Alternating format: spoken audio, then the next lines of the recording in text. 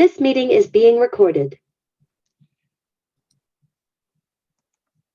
Greetings and welcome to Mount Olympus. I am Hercules Invictus, and today I'm very proud to bring you Scholars from the Edge of Time with Michele, Brittany, and Nicholas Diak. But first, a quick legend of Hercules set in mythic Atlantis. The Incredible Hercules, Love and War, a graphic novel that collects the Incredible Hercules 121 to 125. In a New York City coffee shop, the Olympian Ares and his daughter Hippolyta, Queen of the Amazons, cross paths, both of them haunted by memories of Hercules.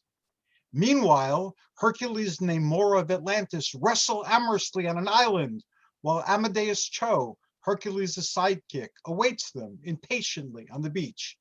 He talks to Athena by phone, encounters an Atlantean patrol, learns of Hercules' ancient encounter with Atlas, and is kidnapped by modern-day Amazons who take him to a modern-day New Amazonia in a stolen Atlantean airship.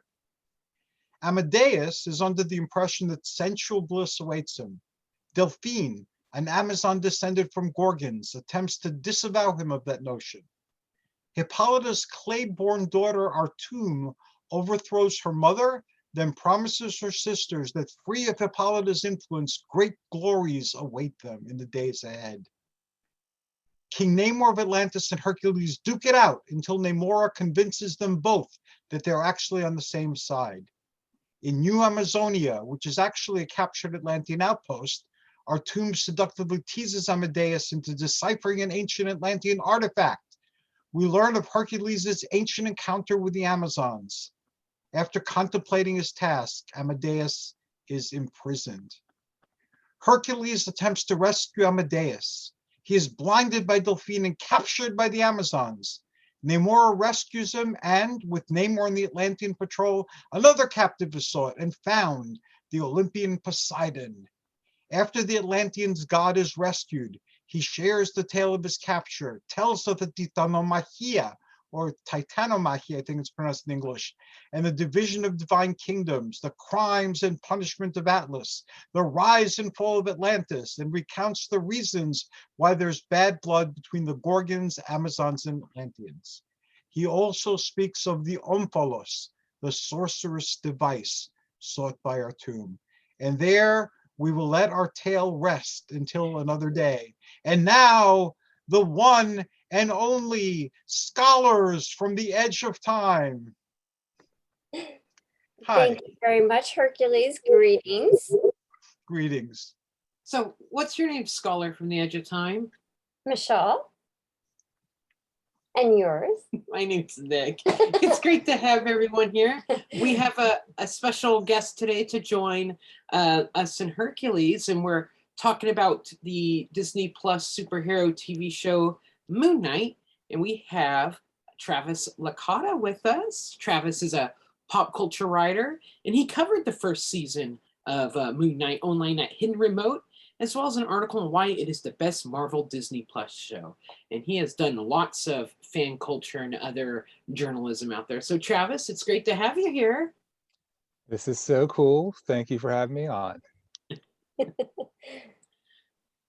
Well, to get us started, I'll talk just briefly about a little bit of the background behind Moon Knight. As hopefully many of our listeners are aware, Moon Knight actually started out as a Marvel Comics. The character himself first appeared in Werewolf by Night, issue number 32 in August of 1975.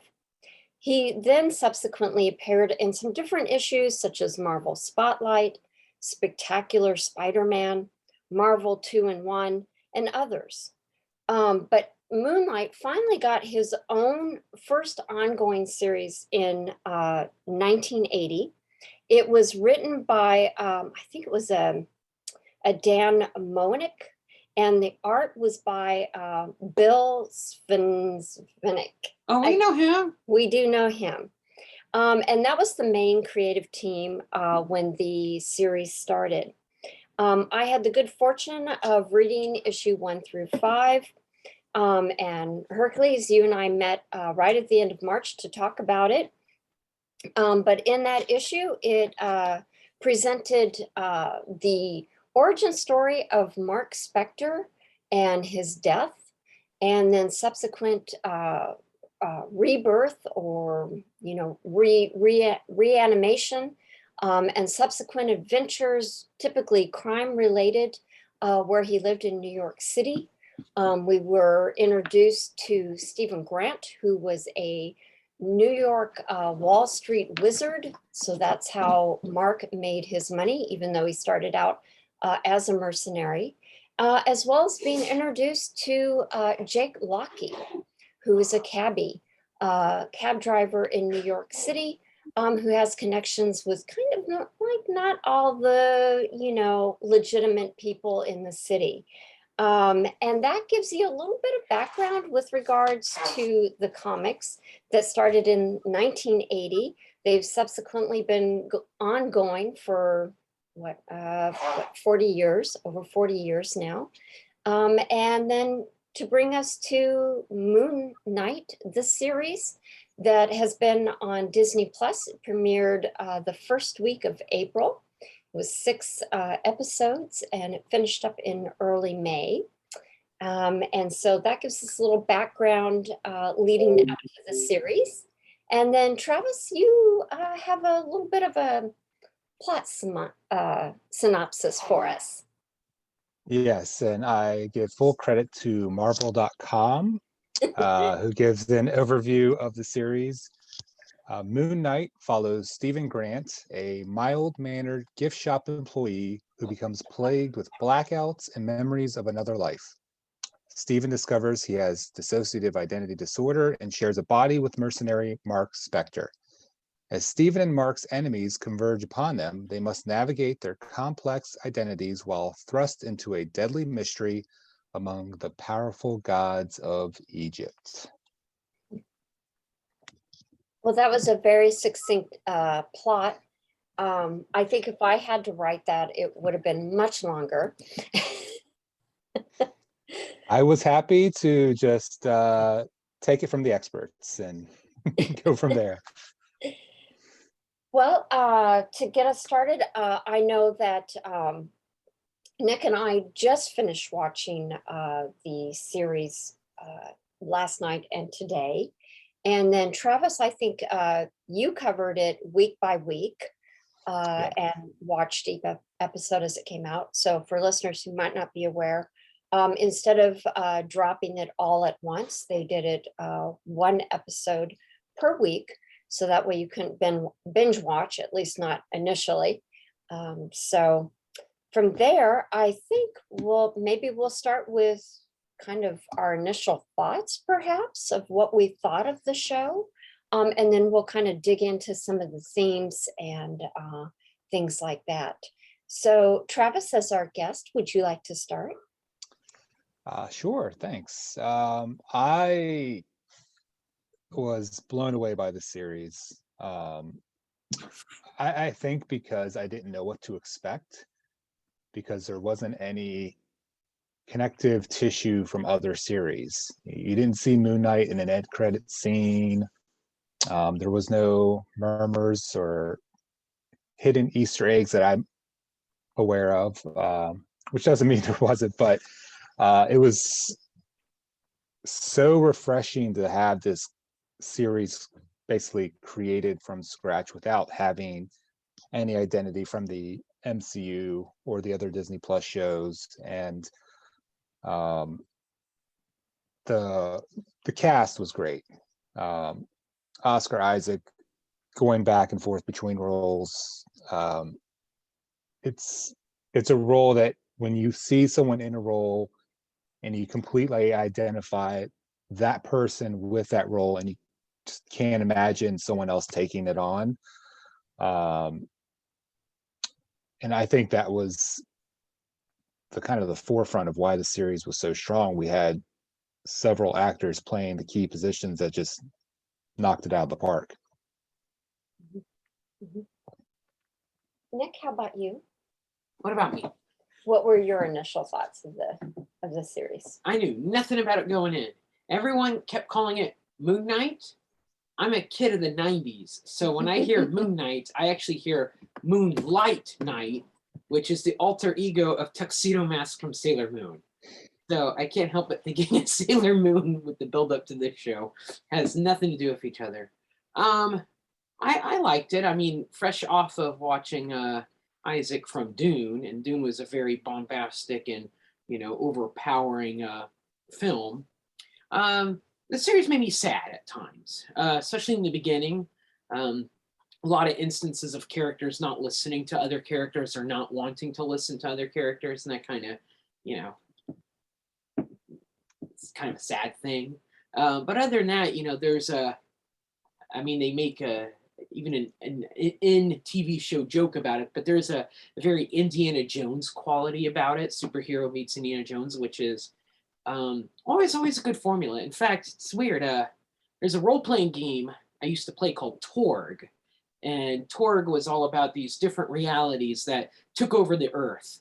So like North America, I mean, they're still making Torg actually, but like North America was like primitive dinosaurs, living land type, and Britain turned into Dungeons and Dragons. Well, it's funny because Egypt was taken over like by pulp superheroes, because, you know, back in the 1920s, the things that you had coming out was pulp comics and the birth of superhero comics. So you have this 1920s Egypt where it's, you know, mad scientists and doomsday devices and Cape Crusaders, you know, all around like the Casablanca / Indiana Jones setting. So Moon Knight also made me think a little bit of playing Torg back in the day.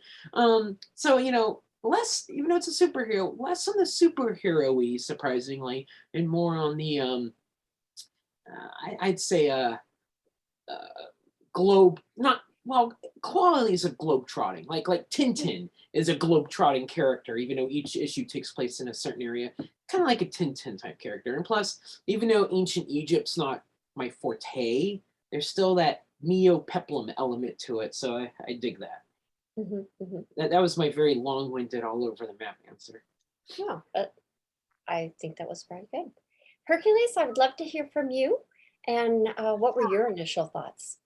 Well, I'm primarily interested in the survival of ancient mythologies and popular culture. So I was looking forward to see what they would do with the Egyptian pantheon, and it didn't disappoint. It was unique and different. They started with the Norse gods, with Thor, the movies, and Loki, the series. They teased of the Olympians in Thor Ragnarok, where they had a bust of Ares.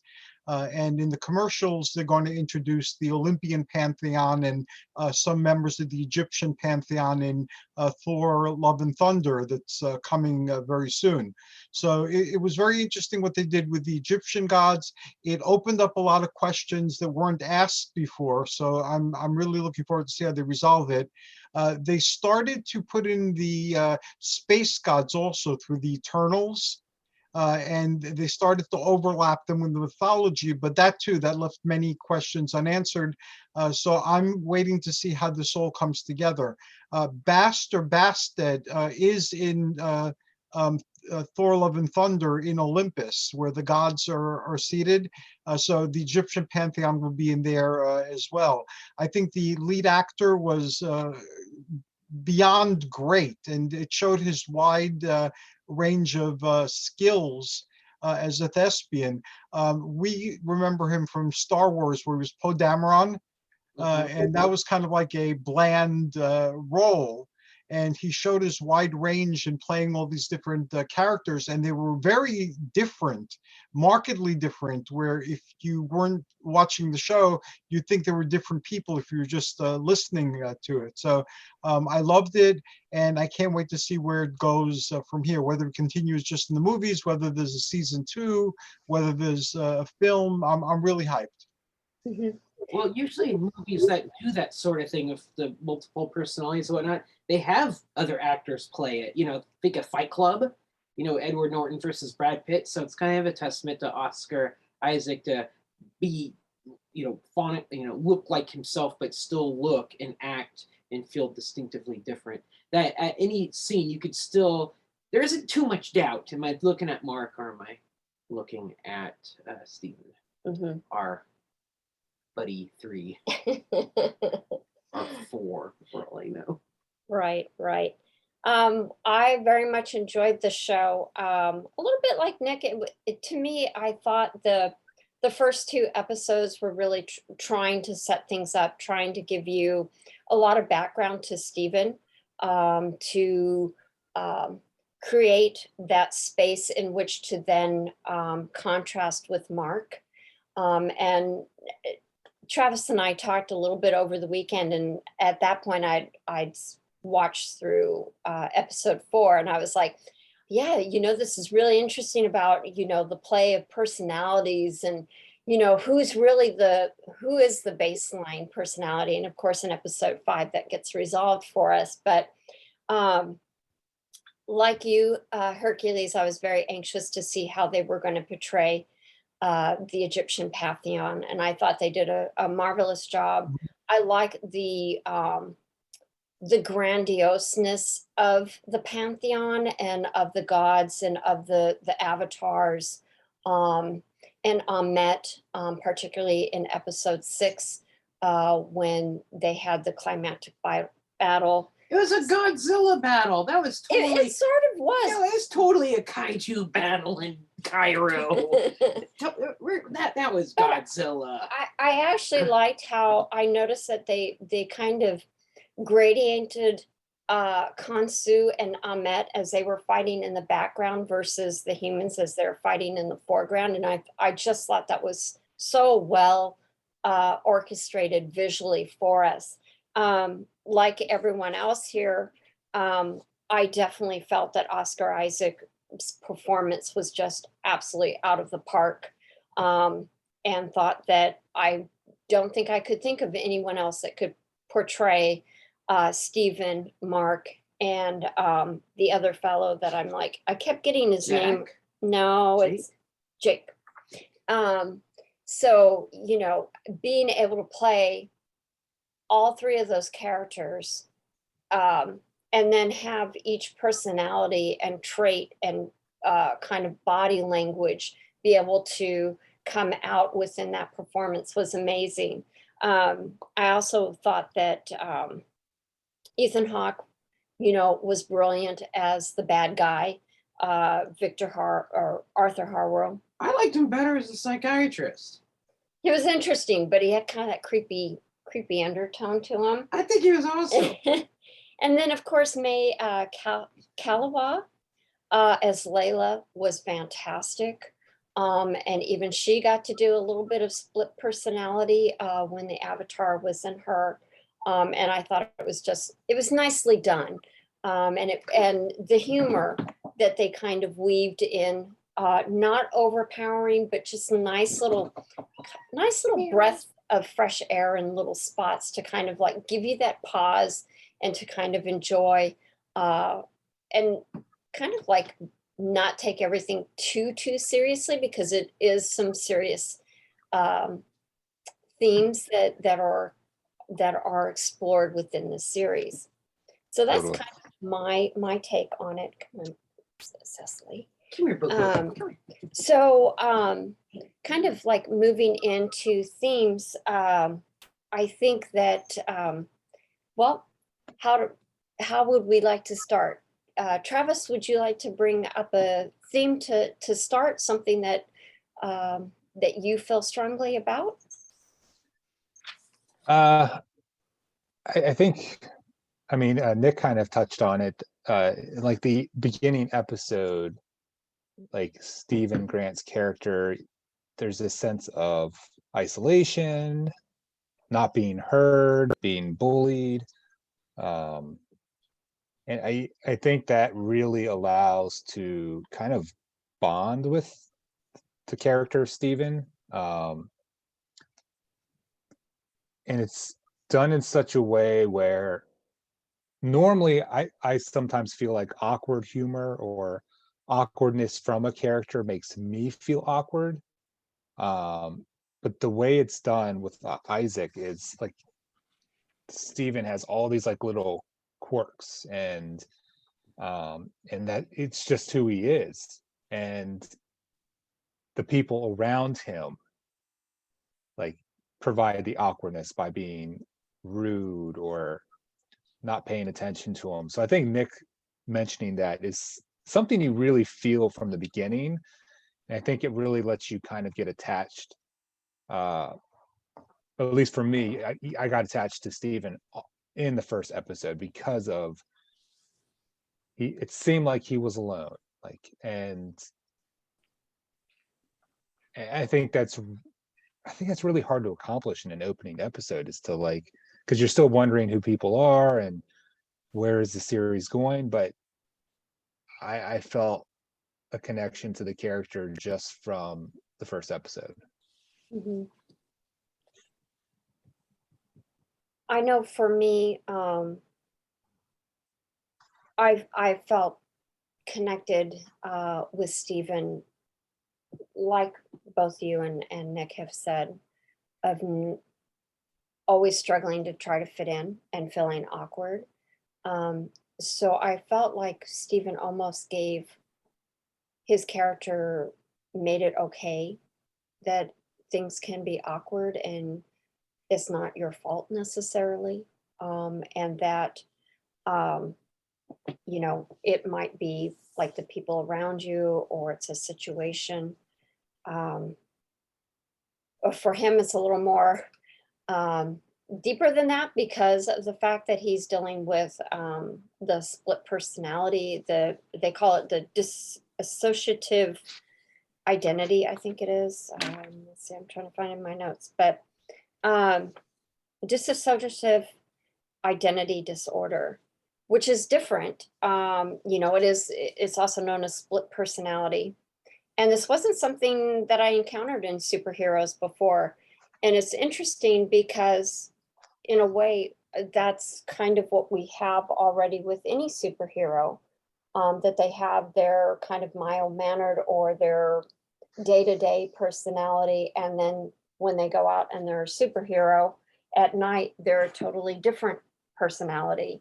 You know, they might don a mask, or, you know, be fully dressed in some sort of outfit that completely obscures their identity. So, you know, it's interesting. I never thought of these different personalities and traits coexisting within one person in such a way. Because when you think superhero, it's kind of like, well, Clark Kent, Superman, but it's still really Clark Kent, right? So this is a little different because these are the way that Oscar Isaac performed it was so distinct and separate. And yet, you know, it's the same person, but you're also questioning whether it's the same person, you know, but it has to be, you know. I like how it went from reality to reality, and you weren't quite sure which reality was actually reality, what wasn't the personal reality. And that's been done very well before, and they did it differently and very well here. Legion is a show that, you know, basically with the X-Men that went into that. Then on Doom Patrol, there was a character that had dissociative personality disorder, and they tackled that over there. They tackled that in Batman, one of the Batmans from years ago. I don't remember the title or the actors, but it had Catwoman and Danny DeVito as the Penguin. That dealt with a whole like split identity as a superhero or as a supervillain and as a regular citizen. Joaquin Phoenix's Joker, to some extent, there too, you didn't know what was real or the level to which it was real. And I found that they did that very well, where you thought what was happening, and then as it progressed, you questioned it, and whether this was happening in the external world or was happening in the mind of one of the fragments. Was it psychological or was it actual? And if it was actual, how much of it was projection?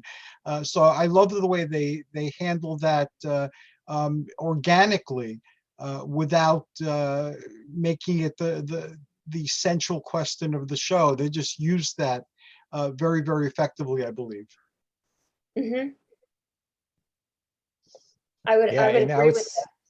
yeah, I was gonna say, especially when Stephen is off somewhere and is it a nightmare? Because he wakes up in bed.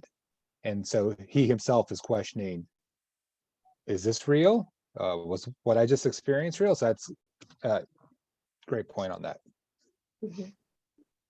Well, I mean, superheroes and identity always go hand in hand. So, I mean, that feels like a give me, but this show has a little bit more with it, not just the disassociative identity part of Mark Spector and Steven, but like all the characters have an identity issue. And I mean by that is you have like the Egyptian pantheon and their avatars. That's an identity issue. These are people that are both themselves, but also gods, are incarnations, are representatives of gods at the same time. So, you know, you got an identity kind of thing going on there. You also have, it was a kind of a joke throwaway line, but it kind of also shows a little bit of where Marvel's headed with some of their diversification in their comics, which is a very good thing. But it's also not just what's your identity, what's their identity, but who you identify with.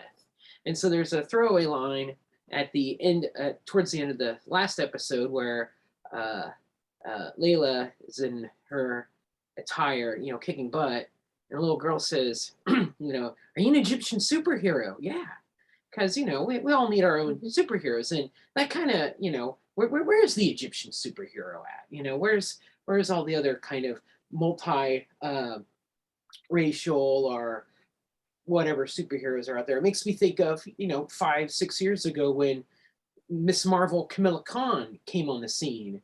And he had a, you know, a Pakistan person as a superhero, and it was friggin' awesome, and it still is, and I can't wait for her show to come out. So, you know, folks need to be able to project themselves into other things, not necessarily themselves. It can be.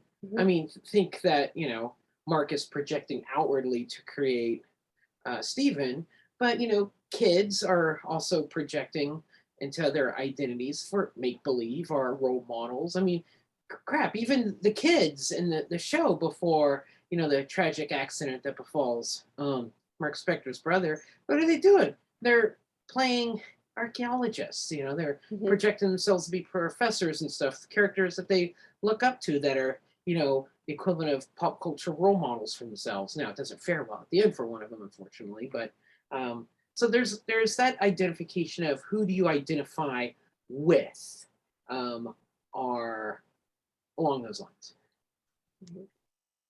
Good point.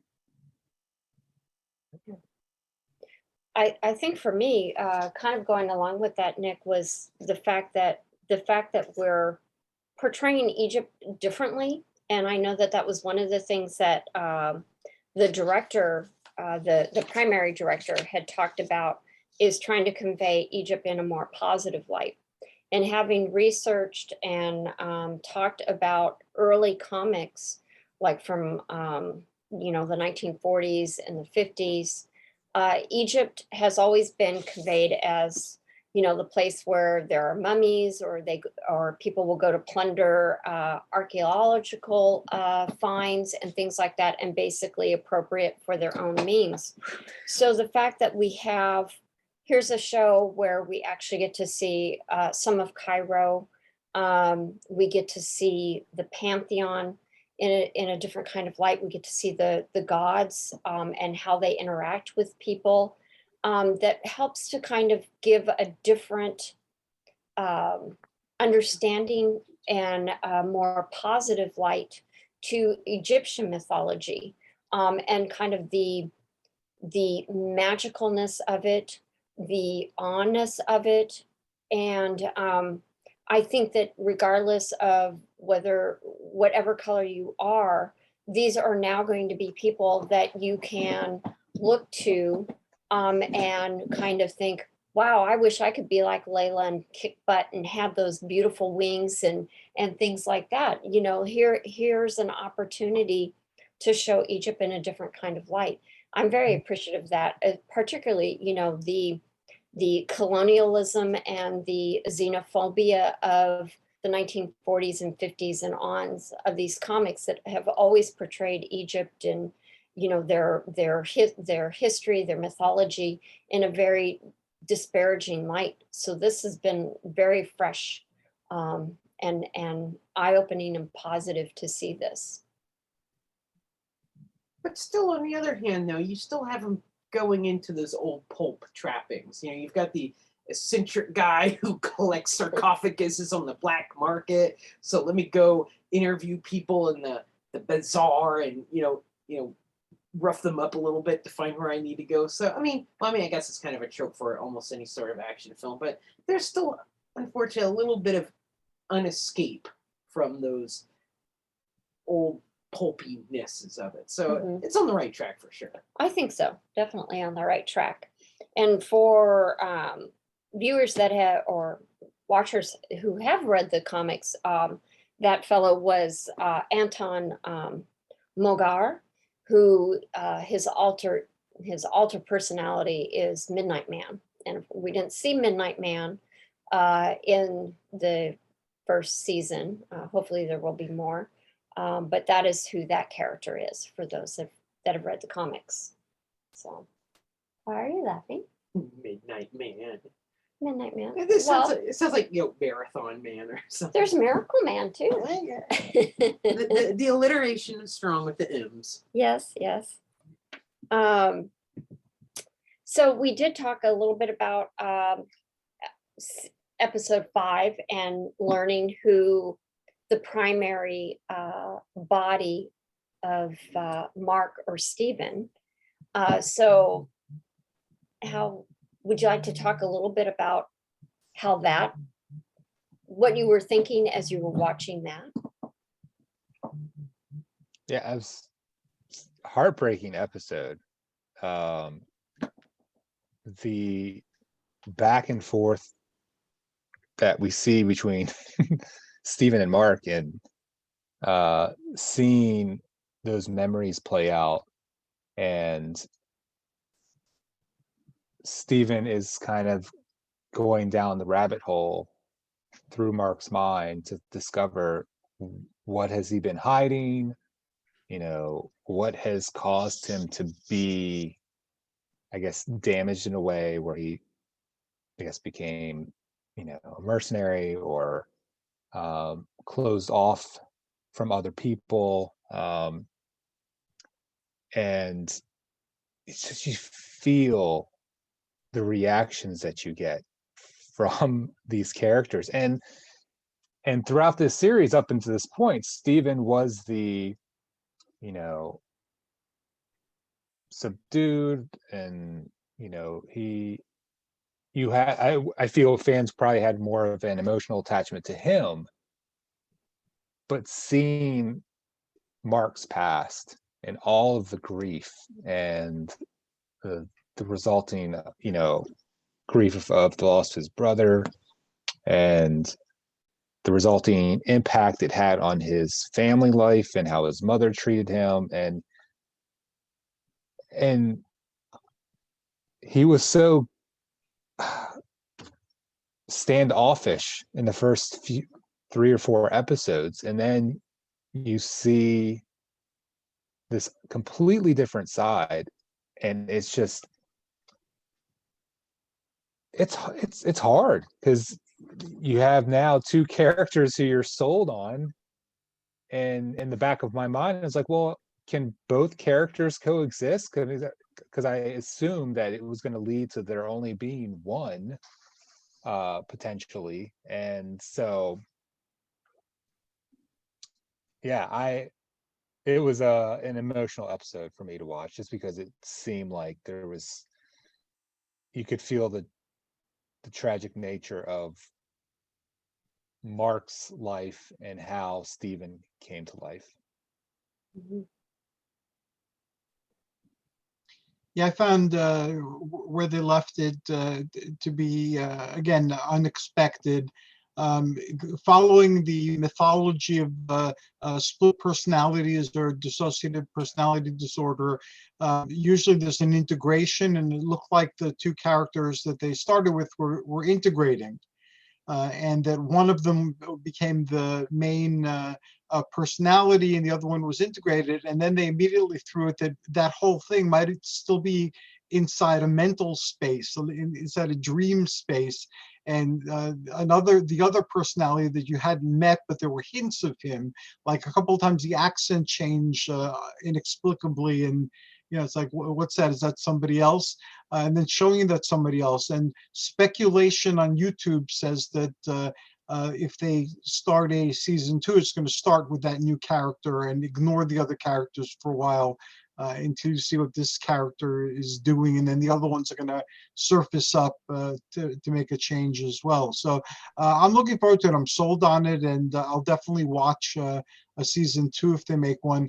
There are rumors that he's going to be in Midnight Suns, which it looks like they're putting together with Blade, and there's going to be a Werewolf by Night special, so it'd be interesting if he shows up in Werewolf by Night.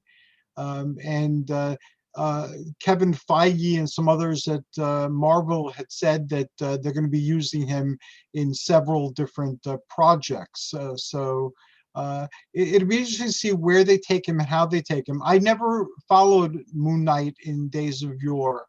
People told me he was like Batman, so I didn't really have a special interest in following Batman, so I gave it a pass. And it's only now, and especially through conversation with Michele, that I became aware that there was this whole divine and mythological element to it, and immediately I became interested. Well, and yes, at least the Mark suit is kind of Batman-esque with the crescent moon cape.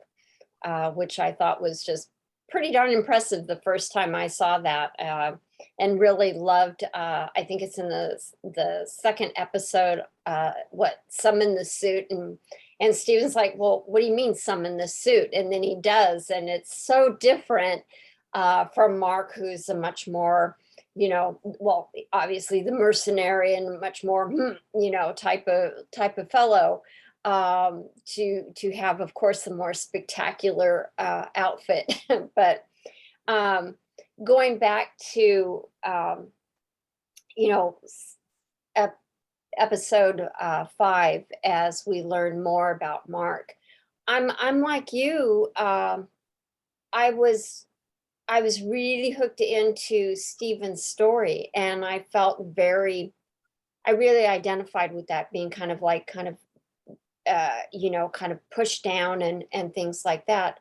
But then to see, as Mark's story starts to unfold and we start to see how he came about as Mark, and obviously how Stephen came about as kind of that defense mechanism, gave me an entirely different appreciation. And that, when we look at somebody who's very strong, it's not always that they've, done everything right in life. It could be that they've had things in their childhood that has pushed them in that direction. So seeing how Isaac played that, and the desperate cry and acting that he has as Mark, and he's trying to keep Stephen from going there, I'm like, is it because he feels guilty, or is it, and I actually came to think that it was more of him trying to protect Stephen, who's the more innocent of the two, to hopefully, or trying to keep his memories as untainted as possible, versus Mark, who took the brunt. And then, of course, later we'll find out, if there's hopefully a season 2, and we learn how Jake fits within that. I was just reading an article that I think was written yesterday, and they were talking about the relationship between the three of them, and how they each kind of interconnected and helped Mark to basically handle his childhood trauma, and how, Stephen came in as the dutiful son, does everything that he can to do everything right, very submissive to Jake. We think Mark is a mercenary and that he's going to be the ultimate badass, but then we learn about Jake, who's totally different. And like you've indicated, we've seen, hints of him throughout the 6 episodes.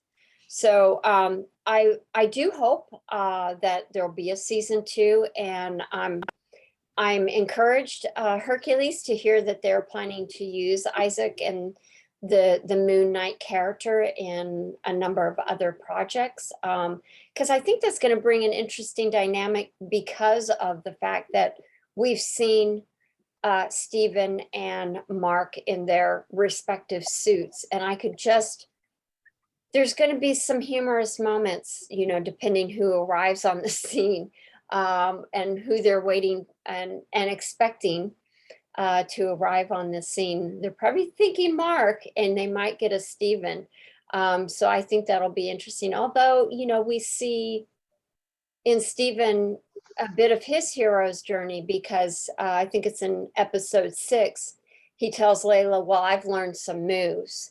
And I think that comes from, like we've been talking, the integration of Mark and Stephen, reconciling their separateness and now working together, becoming that yin yang, and working together, their strengths and weaknesses together, so that they can be a stronger, entity or personalities together, and yet still distinct. So, and it's so great to see those moments where they are trying to take care of a battle, and Stephen just will get overwhelmed with something, says, no, go ahead, Mark, and switches. And it provides, like you mentioned earlier, the humor in this series is done so well, because there are some pretty heavy moments or realizations. So being able to like have some type of levity to break that up is done so well. And just, yeah, Stephen being overwhelmed and like him not wanting to fly. It's all right, Mark, you can take over and fly us to where we need to go. And yeah, it's so entertaining to have that back and forth, and to realize that he might appear in other projects. I am all for that, for sure. I'm looking forward to seeing what they do with Gore the God Butcher in Thor: Love and Thunder, because that's going to wipe several pantheon slates pretty clean. So the Egyptian pantheon is already distant from humanity, and already weakened, and already fragmented, and working through avatars. And there were, from the pictures people showing, Egyptian gods in some of the scenes. So it'll be really interesting to see how this affects Moon Knight, and his relationships with the Egyptian powers. mhm. I will say that I really did like that Marvel set this aside. Travis and I have talked before, because I'm not up on all of the Marvel movies and television shows and everything like that. So it was really nice and refreshing to be able to have Moon Knight as kind of an entry point into the MCU. And so I'm excited that, I'll be able to kind of like get into some of these other projects because of Moon Knight, and having some familiarity with him through the comics, and of course through the television show. Because it's a struggle when you've got, I don't know how many movies, Marvel movies out there, quite a few, and it's pretty tough to find entry into it. It's kind of like, I'd love to get into some of the DC comics, but it's like, where do you start? Or Doctor Who, which Doctor Who do you start with? Right. So Yeah, I gave up on Doctor Who. I entered that universe a long time ago when I was in high school, and Tom Baker was Doctor Who. So that was my Doctor Who. Then I gave it up. And then when they did the remakes, they started a new Doctor Who universe. So I got in through there, and then I worked my way around. Not that I've seen every episode, but I saw a great deal of them, and some of the movies. And then it just became too much. And I decided at some point that unless they had something mythological going on, and they did have a lot mythological going on, with all the different pantheons, then I would just let it go. It's like Star Trek. I had to let that go too. There's just way too much happening, and there's way too little life to spend on keeping up with all these things. Yeah, there's so much content out there. It's impossible to constantly be up to speed on all of the different things that are out there. So letting Moon Knight be an entry point for people who maybe haven't been involved or wanted to get involved, I think is a great way to, hopefully segue to other characters. Like I'm hoping that Miss Marvel is done similarly to where there aren't any Easter eggs or hints from other films, and you just kind of come in fresh. And I think that's kind of been lost with some of the more recent films, where it seems like they're trying to build upon or outdo the previous film. And I think sometimes starting fresh or doing things a little more simpler is all you really need. Especially with new characters, I think that's probably how I prefer to be introduced to a character, is with their own series or their own origin film. And then you're not worried about connecting dots from all of these different stories. People fight against that though. Like I'm a big Eternals fan. I remember when it came out, when Jack Kirby introduced it, and I followed it through its many incarnations at Marvel. They made an animated movie based on some of the comic books when they tried to update it, and I was really looking forward to Eternals, and I enjoyed the film. It wasn't what I expected, but there they tried to create something different and separate. And although it referenced some things that happened in the Marvel universe, there were things that anybody who's even a little bit familiar with Marvel would have heard of, like the Thanos and the Snap and things like that.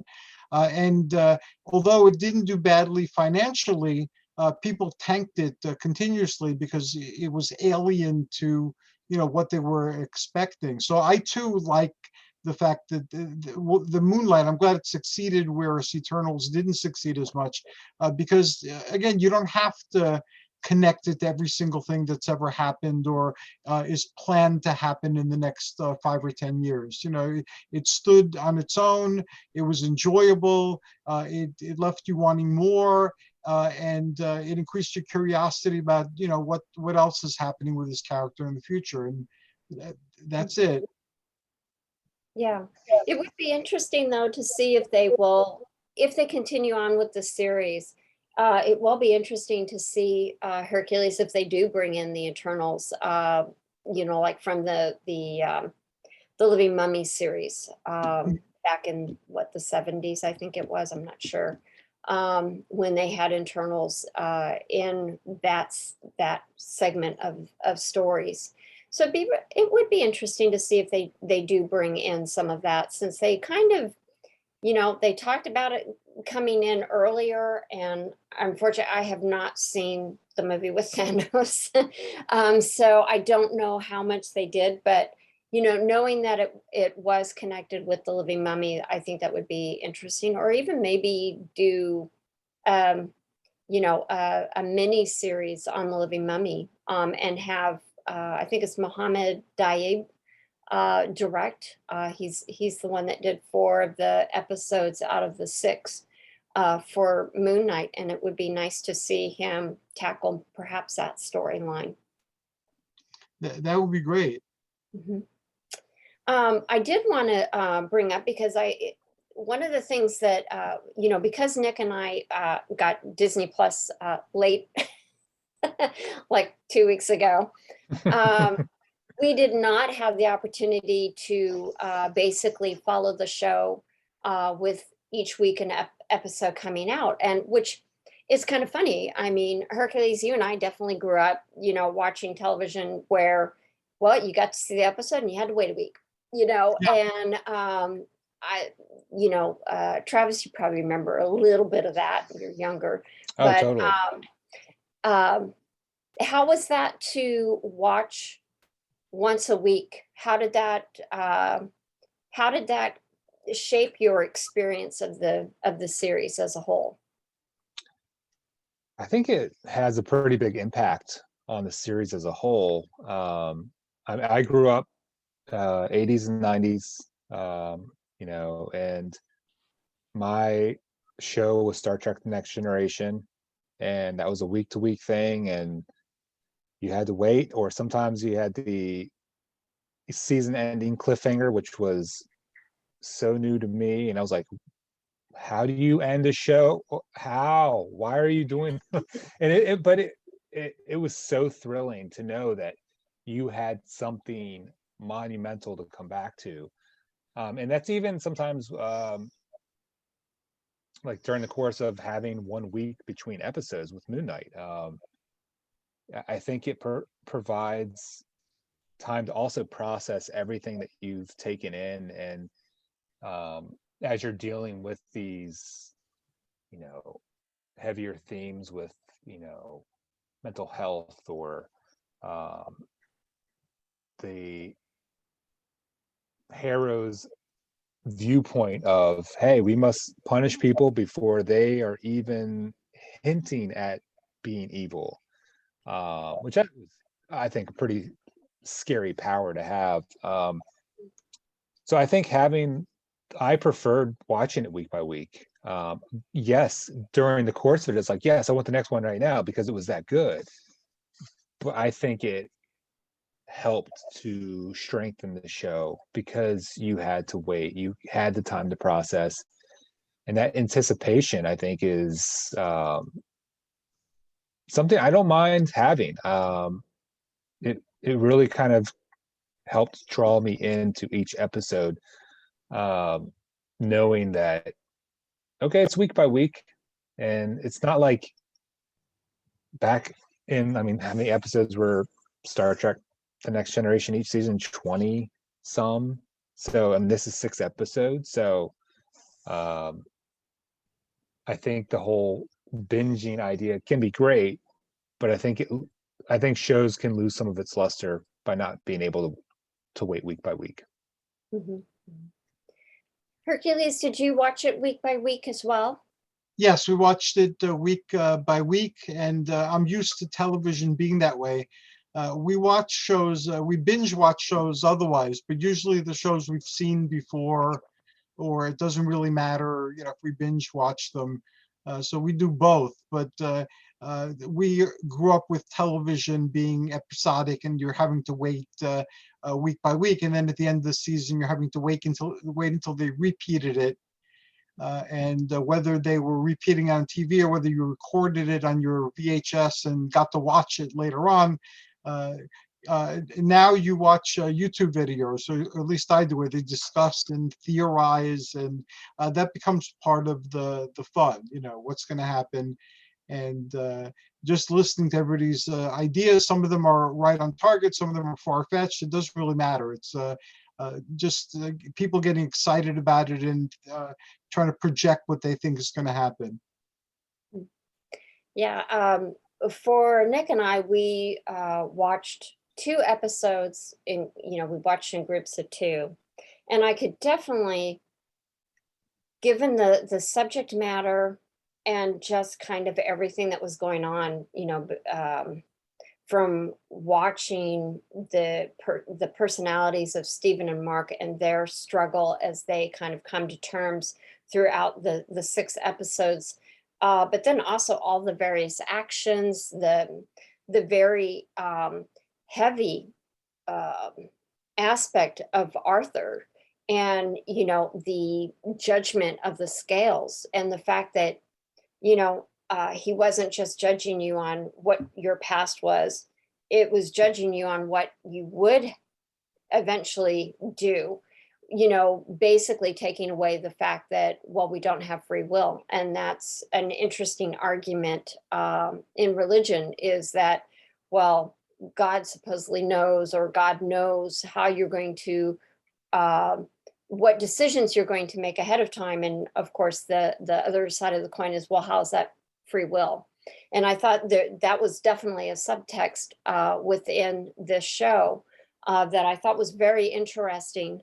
And, you know, even as they're on the soul ship going to the gates of Osiris, and as they're being judged against the feather of Moat, I thought about how, you know, you're being judged and how, you know, you have Mark and you have Stephen, and yet things are not balanced.